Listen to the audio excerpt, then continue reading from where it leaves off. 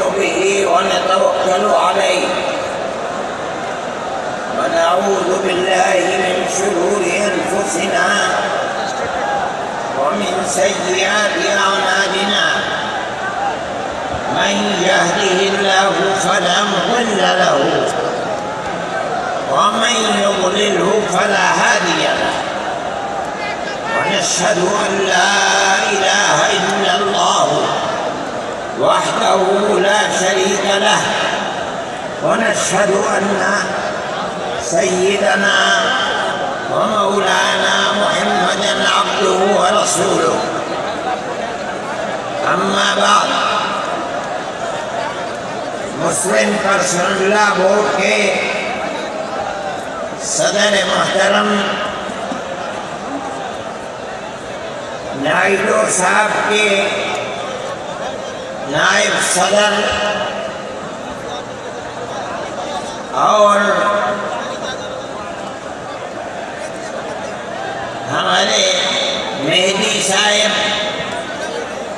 دوسرے حضرات جو یہاں بیٹھے ہوئے ہیں اور یہ جمع غفیر لاکھوں آدمی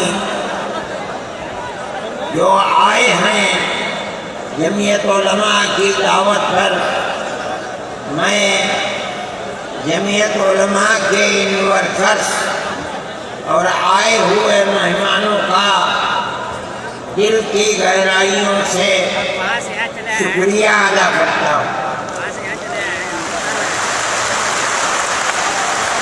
جن لوگوں نے جمعیت علماء ہند کی دعوت پر اپنے احباب کو جمع کیا اور اپنے خرچ سے جمعیت علماء کا ایک پیسہ کیا پھوٹی کوڑی بھی نہیں لگی، آپ ہی لوگ کروڑوں روپیہ خرچ کر کے اپنی بسوں کا خود انتظام کر کے یہاں تشریف لائے دعوت پر اور آ کر بیٹھے۔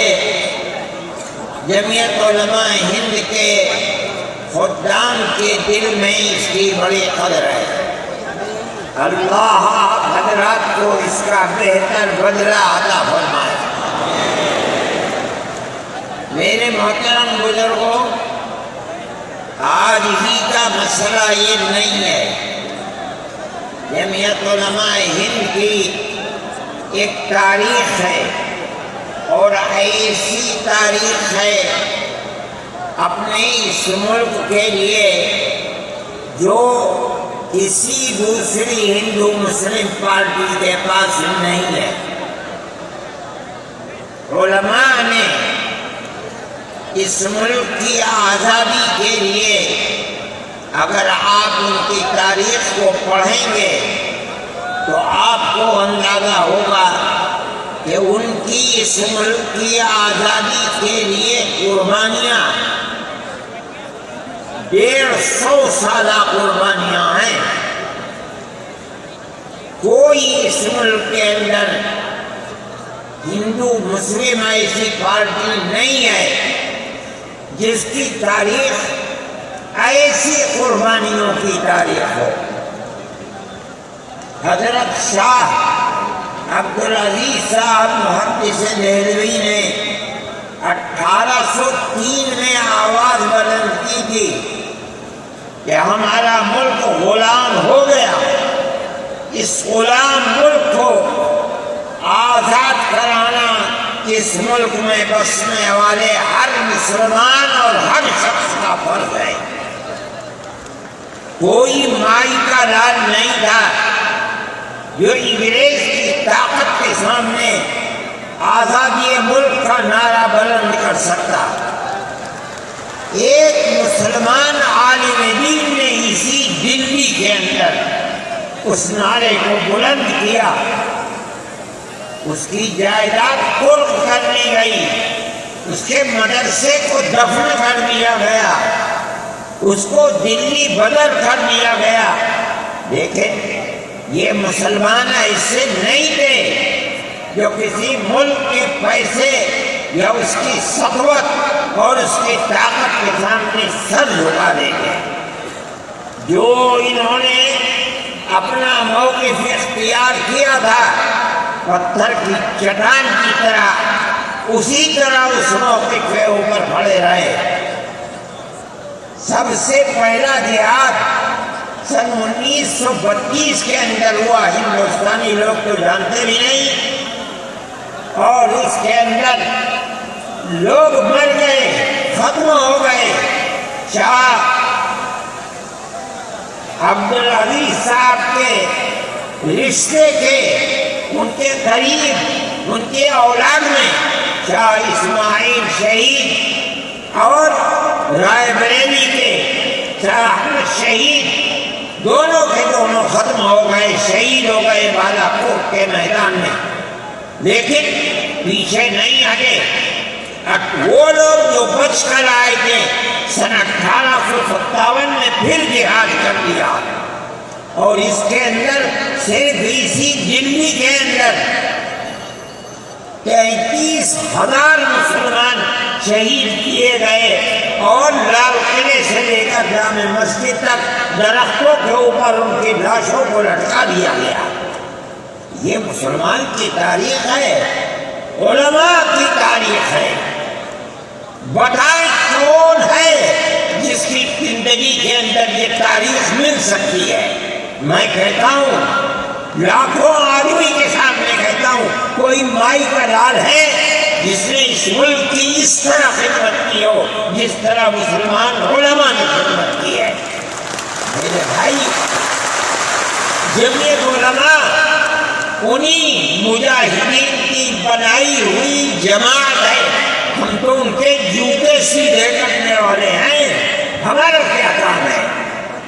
ایک ہی کام ہے کہ انہوں نے جو جمعیت کی بنیاد کے اندر ہندو مسلم اتحاد اور ملک کے ہر بسنے والے کو ایک پیغام دیا تھا پیار و محبت کا، ہم اسی پیغام کو لیے بیٹھے ہوئے ہیں۔ ہمارا کام صرف اتنا ہے، دنیا توڑنا چاہتی ہے، حکومتیں برباد کرنا چاہتی ہیں، فرقہ پرست ذہنیت آگ لگانا چاہتی ہے، یہ نعرہ دینا چاہتی ہے کہ ہندو الگ، سکھ الگ، مسلمان الگ۔ ہم کہتے ہیں نہیں، ہندو مسلم سکھ عیسائی بھائی بھائی۔ یہ ہمارا پیغام نہیں ہے، ان بزرگوں کا پیغام ہے جنہوں نے پھانسیوں کے تختوں کو چوما، اپنے اس ملک کے لیے چوما ہے، اس کی آزادی کے لیے چوما ہے۔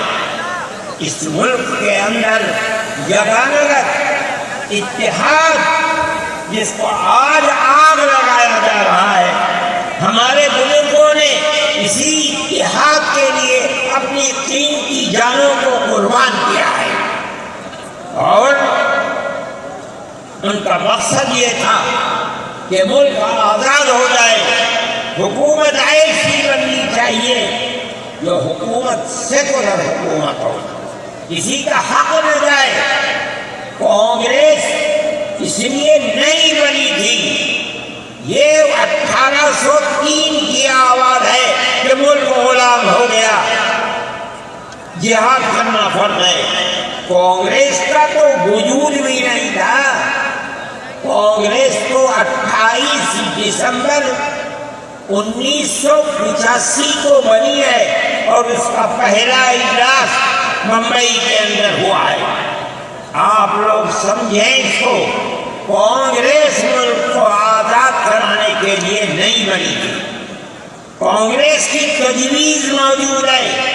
وہ کہتے ہیں کہ ہندو مسلم ملک کے بسنے والوں کی اس جنگ و جدال سے دو جہاد، سن 32 کا 1857 کا، اس جہاد کے نتیجے میں جو برطانیہ کی حکومت اور ہندوستان کی حکومت میں دوری پیدا ہو گئی ہے، کانگریس کا مقصد تھا کہ اس دوری کو ختم کر دیا جائے، ملک کو اپنے گردن سے زنجیر غلامی کی نکال کر توڑ دیا جائے، اس کا مقصد نہیں تھا۔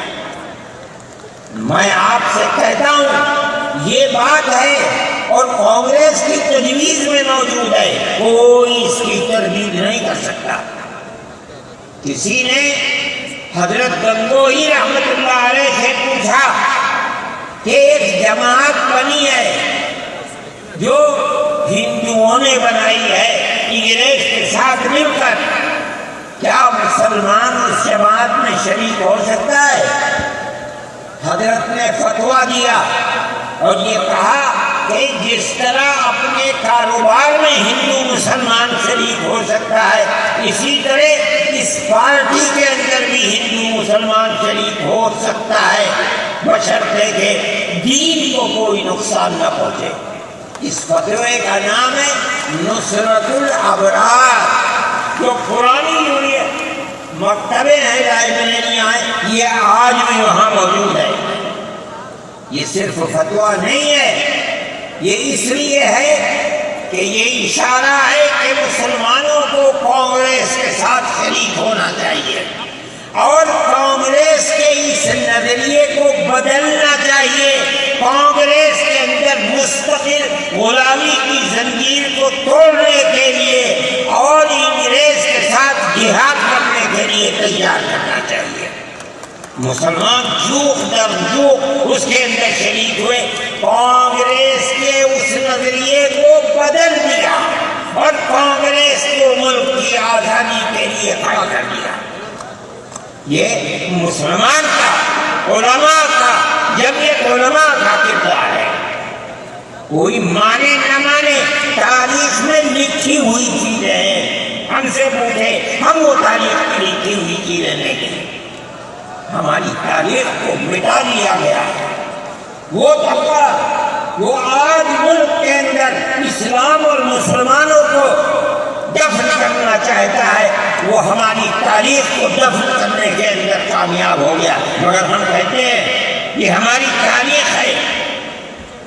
میرے بھائی، ملک اسی طرح چلتا رہا، جیسے جیسے آزادی قریب آتی رہی، جمعیت علماء ہند وہ تنہا ایک جماعت تھی جو برابر موتی لال نہرو، جواہر لال نہرو، گاندھی جی سے یہ بات کہتی رہی کہ ہمیں ضمانت دو، ہم 143 سال ہیں ہماری زندگی، جہاد کی زندگی، ہمیں یہ ضمانت دو کہ ملک آزاد ہوگا تو اس کا کردار سیکولر کردار ہوگا، دستور سیکولر دستور ہوگا، جس کے اندر ہندو، مسلمان، سکھ، پارسی، عیسائی ہر ایک کو اپنے مذہب کے ساتھ جینے کا حق ہوگا اور حکومت کا کوئی مذہب نہیں ہوگا۔ ہمارے پاس تجویزیں موجود ہیں، برابر ہمیں مفتی کفایت اللہ صاحب جو جمعیت علماء کے اس وقت صدر تھے، نام لے کر ان کے پاس موتی لال نہرو، گاندھی جی، یہ لوگ اپنی ورکنگ کمیٹیوں کی تجاویز بھیجتے ہیں، مفتی صاحب کرم فرما، مفتی صاحب یہ ہے کہ ہمارا ملک جب آزاد ہوگا ہم گارنٹی دیتے ہیں کہ ملک سیکولر ملک ہوگا۔ اس کا کیا مطلب ہے؟ ہمارا کردار، ہمارا مذہب، ہمارا وقت، ہر چیز آزاد رہے گا، مسلمان کس طرح چاہے گا اپنی زندگی گزارے گا، اپنے مذہب کو سینے سے لگا کر زندگی گزارے گا۔ میں یہ بات صرف ہوائی نہیں کہہ رہا ہوں، آپ غور سے اس تحریر کا ایک ایک لفظ سنیں۔ ہری پور ضلع سورت کا اجلاس عام جو 19، 20، 21 فروری 1938 میں 47 میں ملک آزاد ہوا، یہ اجلاس 1938 اس سے بھی 9 سال پہلے، یعنی آج کے مقابلے میں 80 سال پہلے یہ اجلاس ہوا تھا۔ اس کے اندر تجویز کیا، ورکنگ کمیٹی نے 1937 میں اپنی کلکتے کی میٹنگ میں اقلیتوں کے حقوق پر جو تجویز پاس کی تھی اسے یہ کانگریس منظور کرتی ہے، اس وقت کی بات ہے،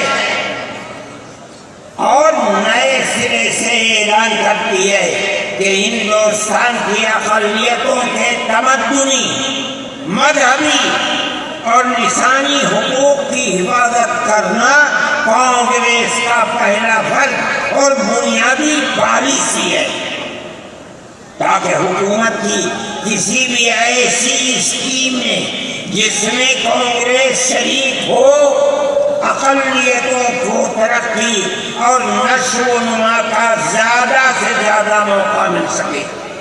آپ الفاظ پر غور کیجیے، اور وہ قوم کی سیاسی، اقتصادی اور کلچرل زندگی میں پورا حصہ لے سکے۔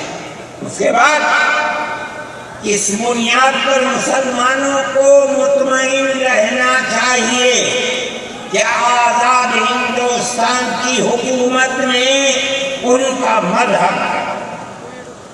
مذہبی فرائض، اذان، نماز، جمعہ، عید، روزہ، حج، زکوٰۃ، مذہبی تبلیغ، مساجد، مقابر، قربانی، مذہبی جلوس، مذہبی جلسے وغیرہ جملہ مذہبی رسوم اور مذہبی ادارے محفوظ ہوں گے، اور اسی طرح ان کی تہذیب و تمدن، ان کے تعلیمی ادارے، خانقاہیں، امام باڑے، عیدگاہیں، تکیے، کربلائیں، آثار قدیمہ، اوقاف وغیرہ سب محفوظ ہوں گے، اور اسی طرح ان کی زبان، ان کی شاعری، رسم الخط وغیرہ سب کے سب آزاد اور محفوظ ہوں گے، کسی پر کوئی رکاوٹ اور قید نہ ہو۔ جو میں آپ سے کہہ رہا ہوں، آپ دیکھیے یو پی کانگریس کا شائع کردہ election board National Herald press Lucknow 1946 کے اندر، شاید 10 فروری جو میں نے نقل کیا ہے وہ مٹا ہوا تھا، اس کے اندر یہ بلیٹن شائع ہوا ہے۔ میں کہتا ہوں کہ ہندوستان کی جمعیت علماء کے بار بار کھچوٹے لگانے پر وعدہ کرو کہ ملک سیکولر بنتا ہے، وہ وعدہ کرتے ہیں۔ میں آج آپ سے پوچھتا ہوں کہ اس میں سب سے پہلی چیز ہے کہ مسلمانوں کا مذہب اور مذہبی فرائض محفوظ رہیں گے۔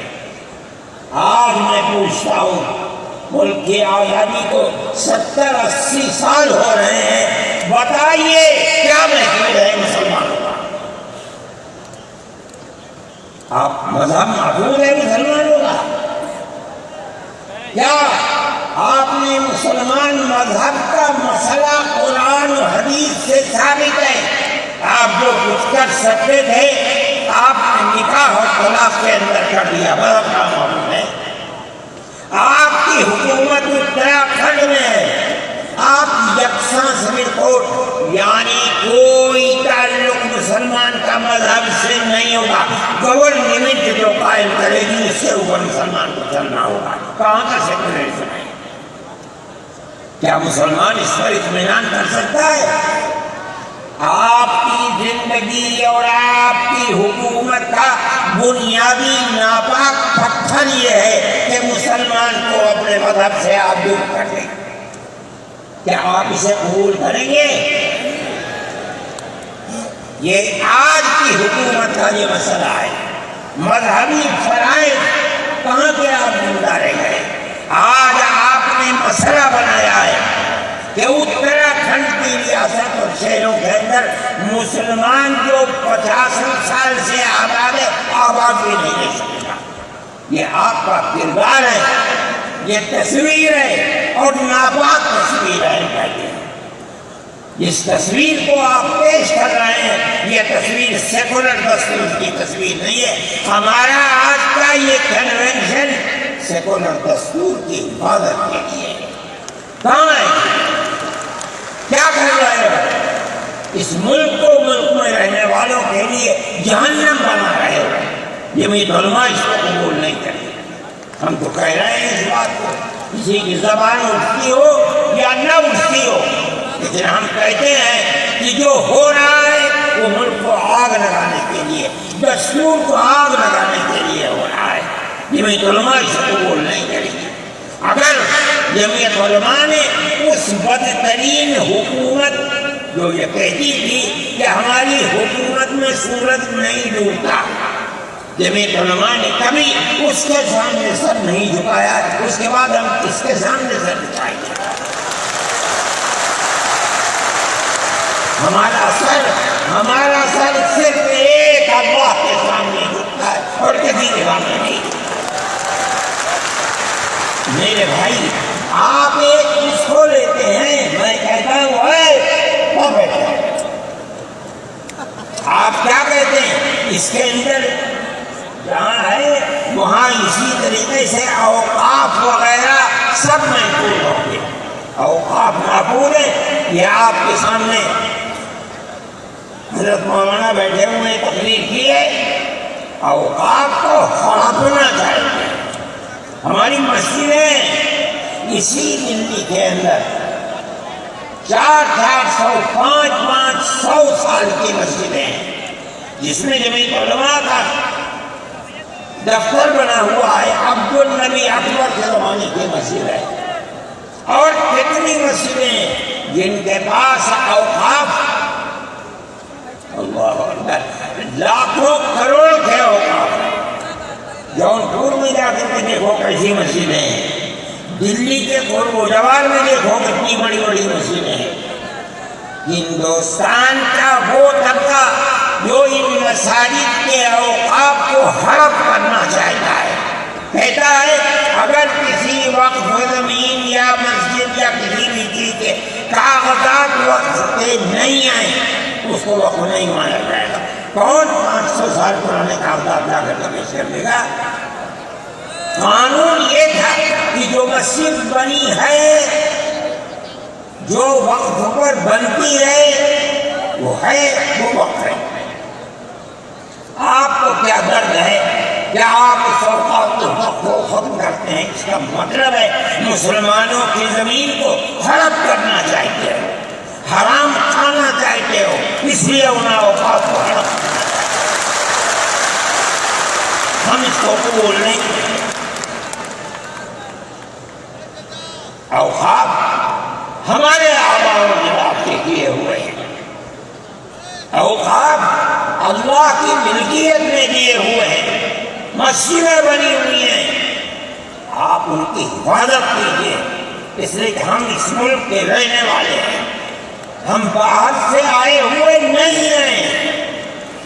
اگر ہندو گوجر ہے مسلمان بھی گوجر ہے، اگر ہندو جاٹ ہے مسلمان بھی جاٹ ہے، اگر ہندو راجپوت ہے مسلمان بھی راجپوت ہے۔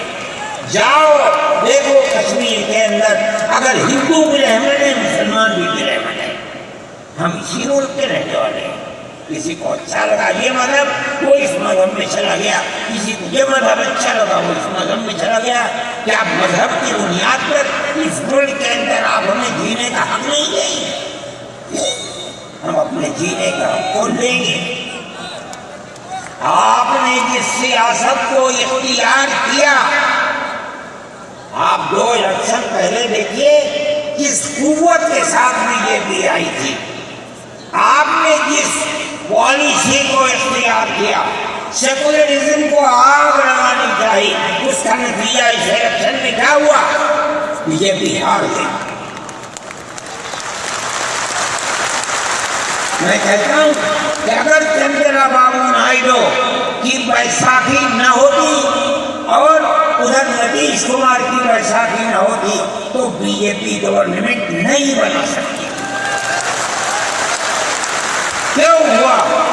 وہ جو 14 سال پہلے اتنی قوت کے ساتھ آئی تھی کہ لگتا تھا کسی دوسری جماعت کا چراغ ہی نہیں چل رہا ہے، وہ چراغ آج بجھ کیسے گیا؟ اس پالیسی کی وجہ سے۔ ملک کی پالیسی اگر بھائی بھائی کی ہوگی تو زندہ رہے گا۔ ایک باپ کی اولاد 5 4 3 اگر پیار و محبت کے ساتھ رہیں گے وہ گھر آباد رہے گا، اگر دشمنی ہوگی سب برباد ہو جائیں گے۔ ہماری یہ پالیسی ہے کہ ہندو مسلمان سکھ عیسائی سب ایک دوسرے کے ساتھ بھائی بھائی ہیں۔ آپ اس پالیسی کو کیوں مخالفت کرتے ہیں؟ ہم اسی طرح چلتے ہیں۔ جمعیت علماء ہند کا یہی کردار ہے، جمعیت علماء ہند آج بھی یہی کرتی ہے۔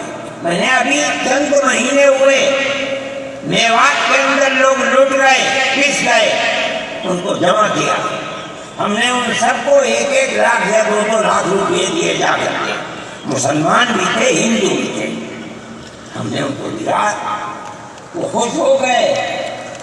ہم ہر سال تقریباً 1.5 کروڑ روپئے دیتے ہیں بچوں کو جو پڑھنے والے ہوتے ہیں، جو غریب ہوتے ہیں، اونچی تعلیم کے لیے۔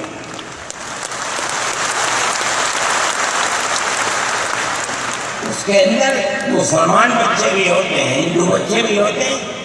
جمعیت علماء ہر ایک کی مدد کرتی ہے، پڑھیں، ملک کے لیے کام کریں۔ میں جا رہا تھا ایک مرتبہ بنگلور سے سوال ہوا، مجھے جانا تھا سوئٹزرلینڈ، ایک میٹنگ تھی وہاں سعودی عرب کی، سوئٹزرلینڈ کے اندر۔ میں جب گیا جہاز کے اندر صبح ہوئی تو میں نے چائے وائے پی، میرے پاس جو پائلٹ تھا چلانے والا وہ آیا، میرا شکریہ ادا کرنے لگا، آپ نے بڑی محبت کی۔ میں نے سوچا کیا بات ہے، کیا آپ کو کہنے لگے کہ مجھے اس جگہ تک پہنچنے میں جمعیت علماء اگر مدد نہ کرتی میں نے کچھ کر سکتا۔ مجھے حیرت ہو گئی کہ کیا بات ہے یہ، ہم ہر ایک کی مدد کرتے ہیں۔ کیرلا کے اندر سیلاب آیا، لوگ لٹ گئے، مر گئے، ہم نے مکانات کی مرمت کی، ہم نے مکانات کو اثر نو بنوایا بھی، میں نے چابیاں بھی دی اور تمام میڈیا نے اس کو دکھلایا۔ ہندو بھی تھے، مسلمان بھی تھے، ہندو عورتیں بھی تھیں جن کے ہاتھوں میں نے چابی دی ہے۔ جمعیت علماء کا یہ کردار ہے۔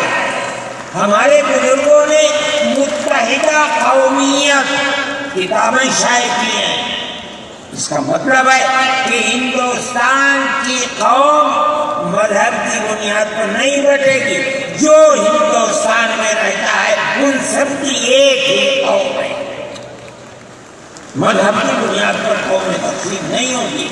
یہ ہمارا کردار ہے، ہم اس کردار پر زندہ ہیں اور اسی پر چلتے ہیں۔ صحیح ہے، یہ ملک کے اندر جو پالیسی چل رہی ہے کہ ان کو مار دو، ان کو گرا دو، ان کو، آسام کے اندر یہ پالیسی آج سے نہیں سن 12 سے چل رہی ہے۔ جمعیت علماء تنہا جماعت ہے ملک کے اندر جو آسامیوں کے مسائل کو جانتی ہے۔ یہاں سے رہنے والے، ان کی زبان اور ہے، ان کا کلچر اور ہے، بہت دور ہے، دنیا کے آخر میں رہتے ہیں، کون جانتا ہے ان کے مسائل؟ تنہا جمعیت علماء ہے جو ان کے مسائل سے دلچسپی لیتی ہے، گھستی ہے، کروڑوں روپیہ خرچ کرتی ہے۔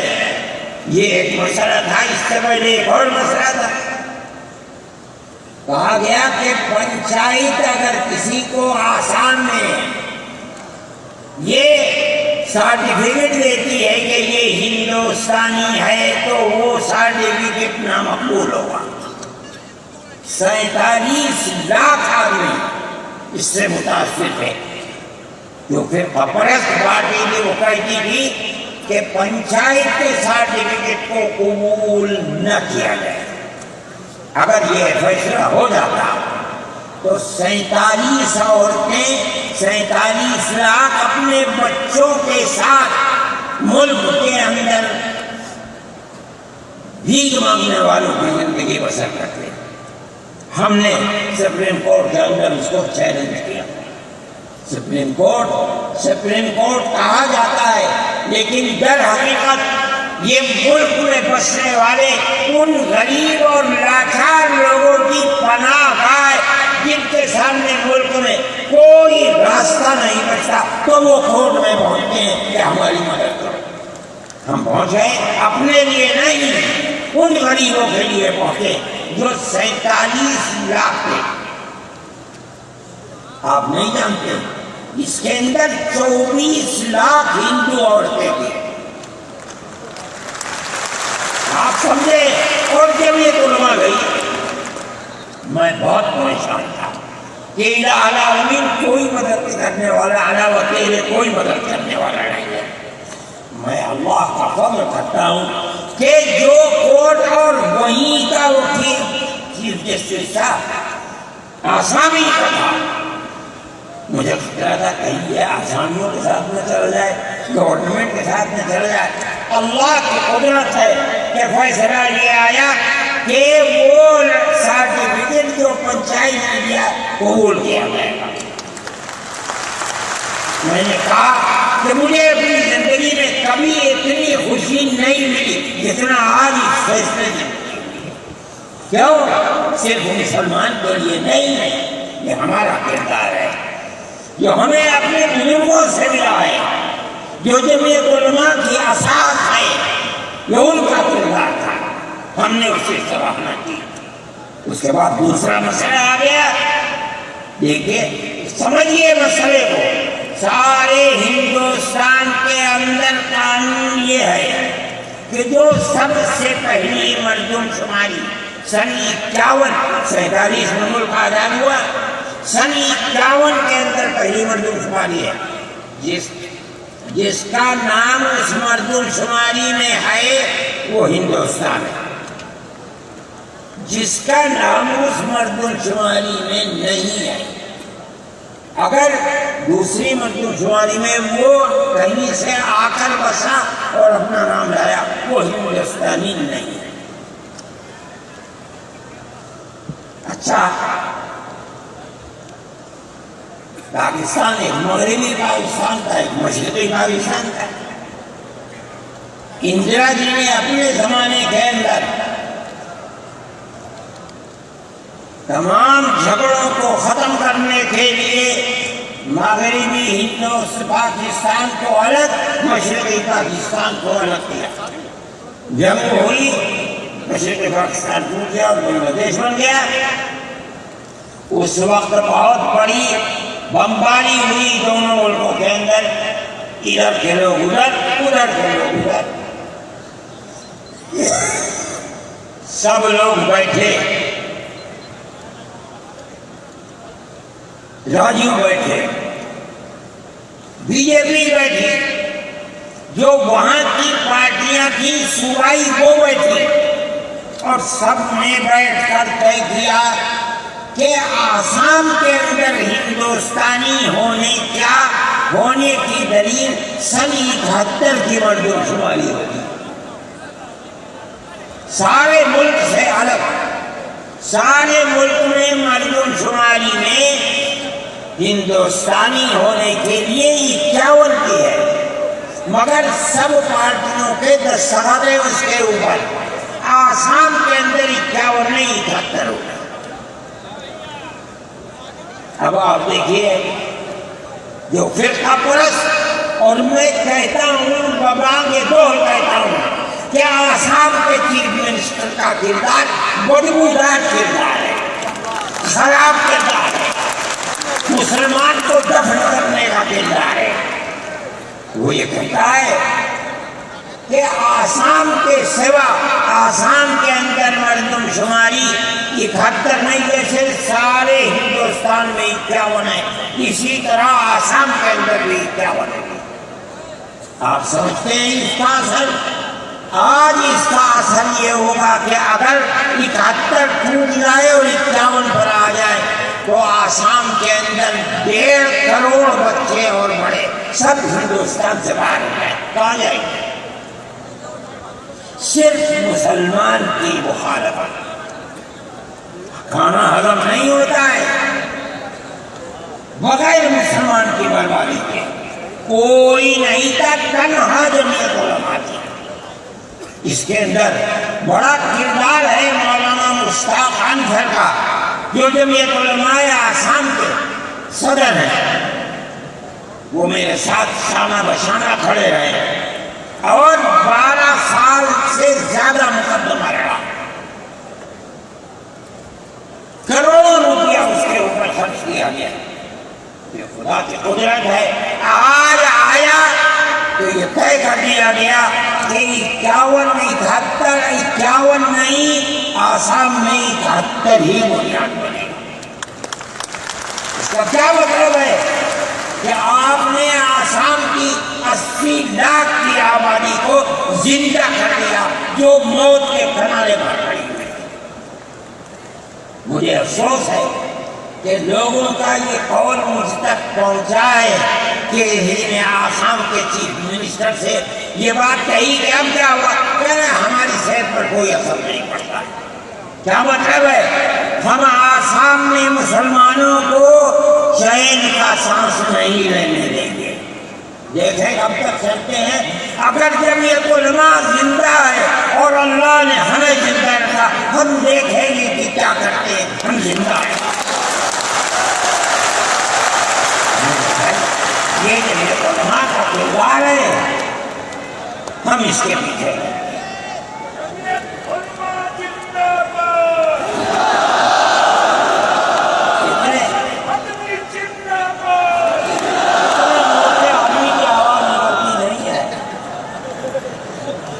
میرے بھائی، ہمارا یہی کردار ہے،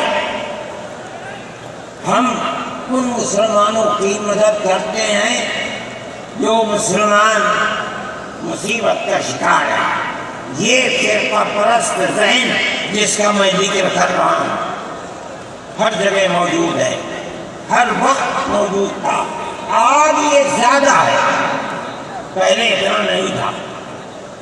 ہر جگہ مسلمان کے لیے، جوانوں کے لیے مصیبت کا شکار ہے۔ خاص طور پر ہم سے لوگ کہتے ہیں کہ تم ان کے مقدمات کو کیوں لڑتے ہو؟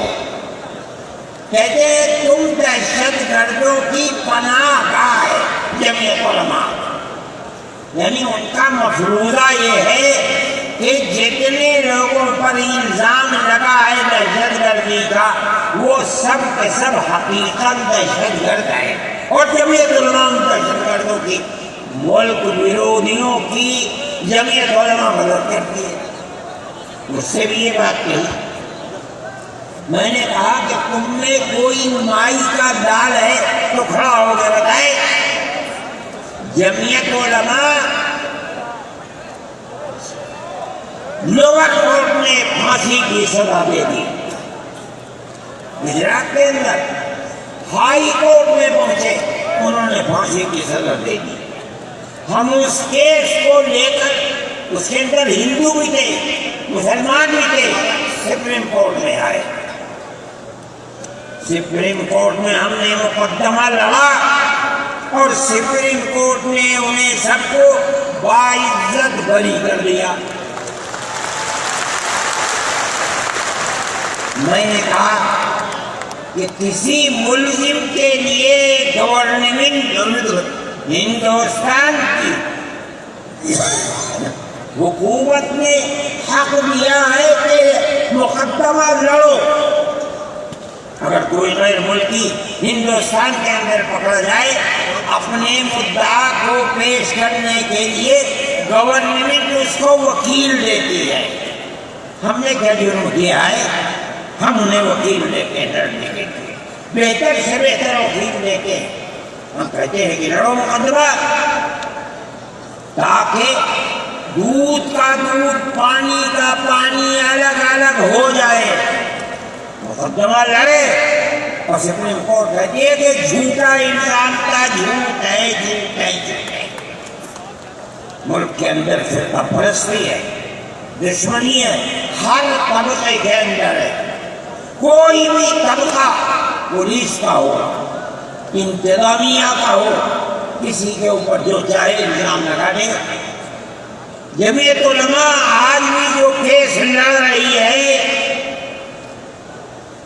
1050 کیس ہیں جو lower court, high court, supreme court کے اندر لڑ رہی ہے۔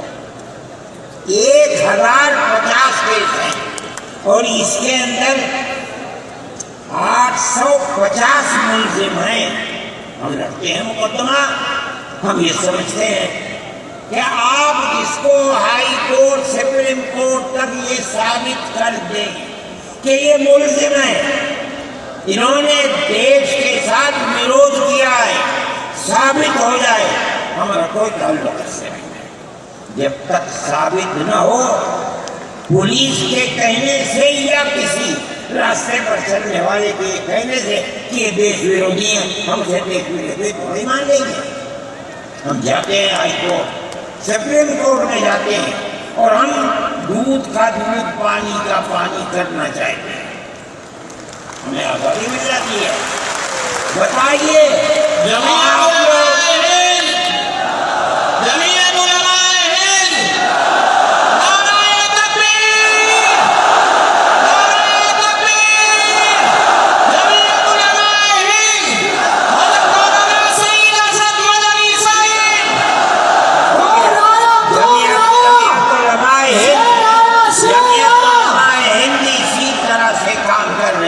ابھی آپ کے یہاں ہلدوانی کے اندر ہوا، مسجد کو توڑ دیا، شہید کر دیا، گولی چلا کر 6 آدمیوں کو قتل کر دیا، اس کے ساتھ ساتھ 101 آدمیوں کو گرفتار کر لیا اور ایسی دفعات ان کے اوپر لگا دی کہ 1.5 سال سے پہلے ان کی ضمانت نہیں ہو سکتی۔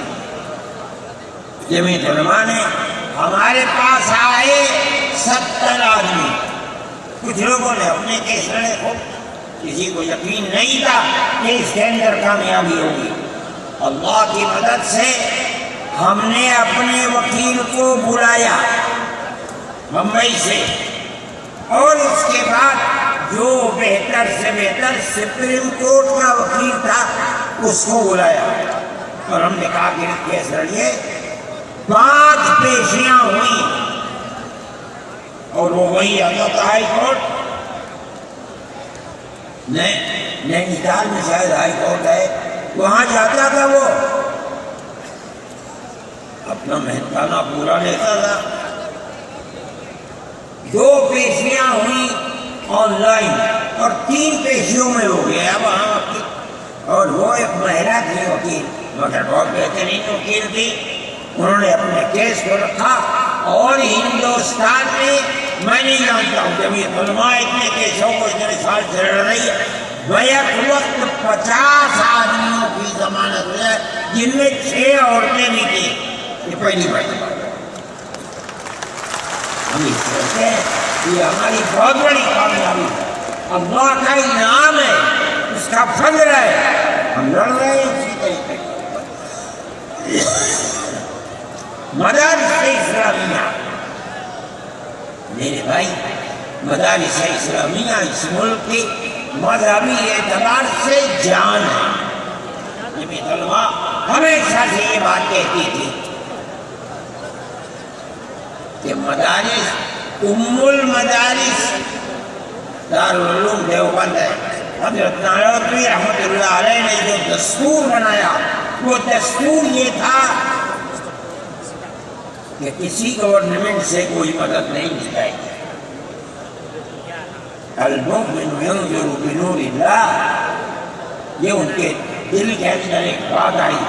میں کہتا ہوں کہ اگر یہ بات نہ ہوتی اور حکومتوں سے پیسے لے لے کر مدارس چلتے، آج مدارس کی جان نکل چکی ہے، آزاد ہے مدارس، کسی گورنمنٹ کا ایک پیسہ ہمارے پاس نہیں ہے۔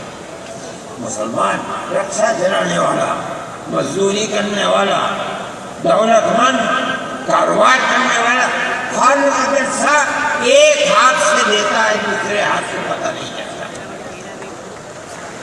اللہ کا فضل ہے، اسی طرح مدارس دین کی خدمت کر رہے ہیں۔ ہم یہ سمجھتے ہیں کہ دین کی بقا ہندوستان کے اندر اس کے اندر بنیادی کردار مدارس اسلامیہ کا ہے.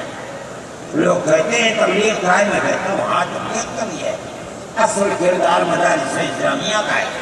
ارے بھائی مولانا الیاس صاحب رحمۃ اللہ علیہ نے تبلیغ کی بنیاد رکھی، کہاں کے تھے؟ مدرسوں میں پڑھتے تھے. مولانا یوسف صاحب نے کام کیا اپنے باپ کے طریقے پر، کہاں سے نکلے؟ مدرسے سے پڑھا پھر تھے. مولانا چلے گئے، مولانا انعام صاحب، پھر اس کے بعد مولانا الہاد صاحب. آج دیکھ لیجیے جو بچے کام کر رہے ہیں وہ سب مدرسوں سے پڑھ کر ان کی اولاد مدرسوں کے اندر پڑھ.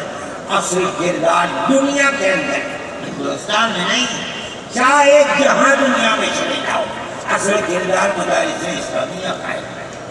اگر کسی روئے زمین میں آج کہیں کوئی مسلمان اللہ کہتا ہے، میں سمجھتا ہوں دیکھ لو کہیں نہ کہیں کسی مدرسے سے پڑھا ہوا ہوگا.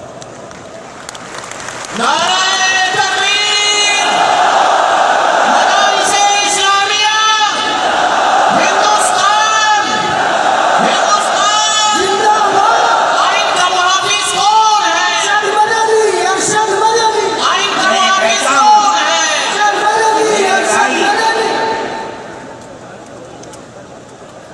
مدارس اسلامیہ کا یہ کردار ہے. اسلام کو پھلتا پھولتا دیکھیں، یہ ان سے برداشت نہیں ہوتا. مگر یاد رکھیں کہ اللہ کا یہ چراغ نہیں بجھے گا، اسے بجھانے والے بجھ جائیں گے. نعرہ تکبیر، آج سے نہیں 1400 سال سے اسلام کی یہی تصویر ہے کہ یطفئون نور اللہ بافواہہم ویأبی اللہ الا ان یتم نورہ. اللہ کے چراغ کو پھونک سے بجھانا چاہتے ہیں. اللہ انکار کرتا ہے، نہیں، یہ چراغ مکمل ہو کر جائے. میرے بھائی پھر پرست ذہنیت جو کرنا چاہتی ہے، اللہ چاہے گا تو یہ نہیں ہوگا. مسلمان اسی ماحول کے اندر زندہ ہے، زندہ رہے گا، اور اسی طرح اس ملک کے اندر اسلام کا، اس ملک کے اندر بھی اسلام کا چراغ چمکتا رہے گا. میرے بھائی میں یہ باتیں اس لیے کہہ رہا ہوں کہ آپ کے اندر حوصلہ ہونا چاہیے، لیکن امن و امان کو مت جانے دیجیے. مسلمان مر جائے ٹھیک ہے، مگر امن و امان ختم نہیں ہونا چاہیے. میں نے ٹھیک ہے اسلام کو نہیں مانتا آدمی، اللہ کو نہیں مانتا، اللہ کو برا بھلا کہتا ہے. ہمارے آقا ہمارے سر اور آنکھوں پر ان کے جوتے ہیں، ہم ان کو اللہ کے بعد دوسری شخصیت سمجھتے ہیں. جو نہیں مانتا وہ ان کو برا بھلا کہتا ہے، کہے، لیکن نقض امن کے لیے کہے. ہم یہ سمجھتے ہیں کہ ہندوستان کے قانون کے خلاف ہے. یہ فرقہ پرستی ہے کہ اس کو تو نظر بند کر دیا جائے، کسی جگہ جمع دیا جائے، اور وہ جو احتجاج کریں ان سے جیلوں کو بھر دیا جائے. ہم سمجھتے ہیں کہ یہ خود ایسا کرنے والوں کی فرقہ پرستی ہے.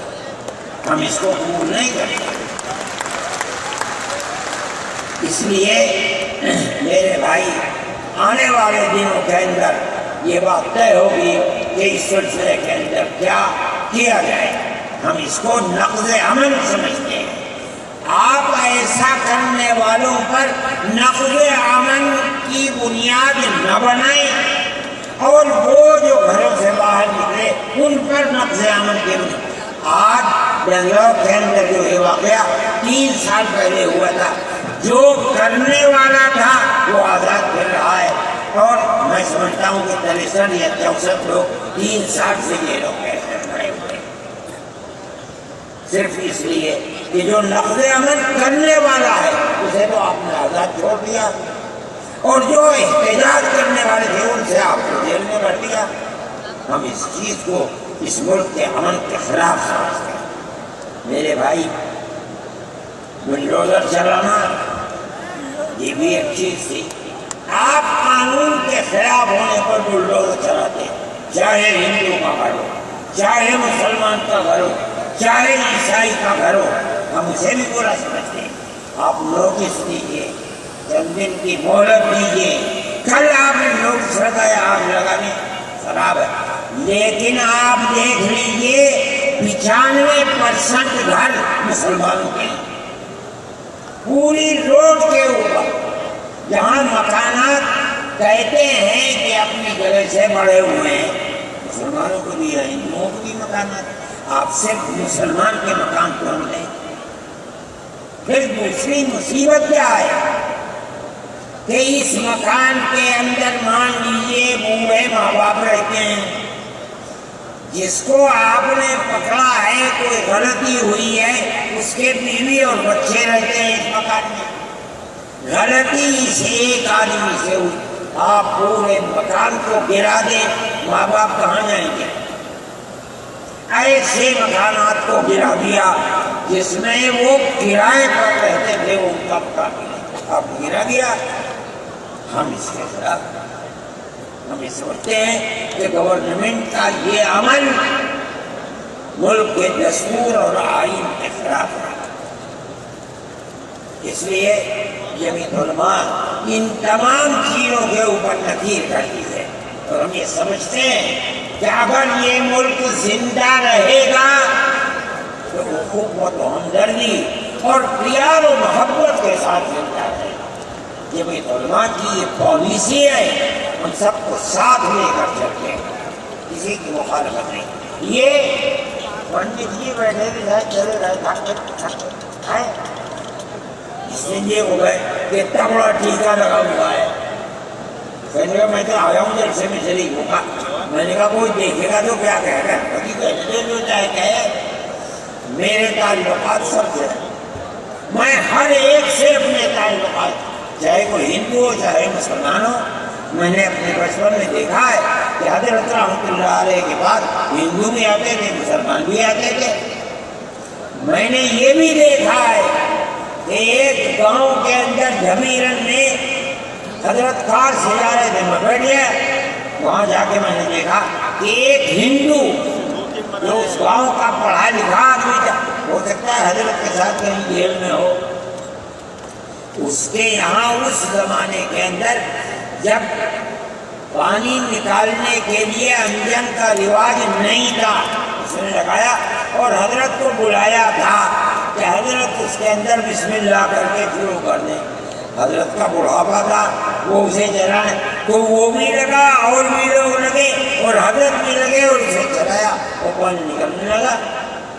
یہ تعلقات تھے، ہم آج بھی اسی کے اوپر پائیں گے۔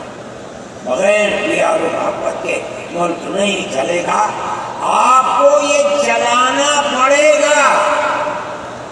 آپ اسلام اور مسلمان کی مخالفت کریں اور اسے برباد کریں، یہ چیز نہیں چلے گی۔ میں اس سلسلے کے اندر جو گٹھ بندھن کی پالیسی ہے میں اس کو اچھا سمجھتا ہوں۔ ایک طرف تو یہ کردار ہے گورنمنٹ کا جو آپ کے سامنے پیش کیا جا رہا ہے، دوسری چیز الیکشن کے زمانے کے اندر جو انڈیا گٹھ بندھن نے اپنا مینیفیسٹو شائع کیا، میرے پاس یہ چیز پہنچی کہ راہل گاندھی جی نے یہ کہا ہے کہ ہماری حکومت اگر بنے گی تو ہم ہر اقلیت کو اپنے مذہب کے اوپر چلنے کی آزادی دیں گے۔ میں نے ان کی اس بات کو قدر کے نظر دیکھا اور میں نے یہ اعلان کیا کہ اس اعلان کے بعد مسلمان کو اس گٹھ بندھن کی جس میں رہ کر اس کو آزادی ملتی ہے اپنے مذہب کی، اس کو ووٹ دینا اپنے ملک اپنے دین کی حفاظت کے مرادف ہے۔ اور مجھے بڑی خوشی ہے کہ سارے ہندوستان کے مسلمانوں نے ایک جٹ ہو کر کے گٹھ بندھن کو ووٹ دیا اور گٹھ بندھن اس طرح سے آگے نکلا اور بی جے پی میرے بھائی یہ جمعیت علماء کی پالیسی ہے اور جمعیت علماء اس پالیسی کے اوپر زندہ ہے. مسئلہ فلسطین کا ہے. بڑی عجیب بات ہے. فلسطین آزاد ملک ہے. حقیقت یہ ہے. آپ یہ دیکھیے جب دولت